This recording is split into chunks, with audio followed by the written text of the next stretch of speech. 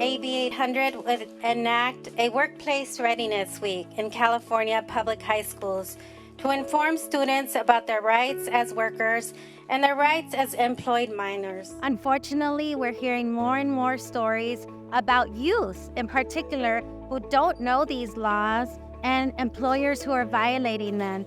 This will create an effective way for our youth to be educated and understand the laws that we have passed to protect all workers, but especially our young workers. There was also times at work where we would experience sexual harassment, not just by customers, but by our own coworkers and management. During my time at Popeyes, management never asked me for a work permit. I was expected to work late until 10 or 11 p.m.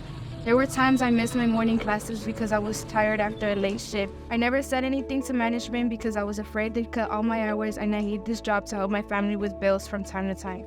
This bill is it's very important to youths like me. I'm 17 years old, and I went into working, and I didn't really know my laws and my rights as a worker. I thought that I just go to work, do the job, get paid. I didn't know, there's a limited amount of time you're supposed to work, a limited amount of hours you're supposed to have, and a certain times that you can and can't work. Prior to getting into the legislature, I was a laborator, and I often heard stories of young workers who were being intimidated, especially immigrant kids who have to go to work.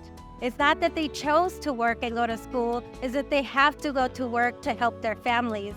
And the stories that were coming out of those experiences were things like kids being asked to work late hours, kids being asked to work overtime and not get paid, kids not knowing that they had the right to refuse unsafe working conditions, and many of them were landing in the emergency room. Without knowing our rights and how to demand better, we are more vulnerable to being exploited, especially if our bosses know how badly we need these jobs. I feel like if this bill is passed, more kids and more minors like us would finally be experienced in knowing our working rights. California is a leader in protecting workers. We should make sure that our youth are protected as well.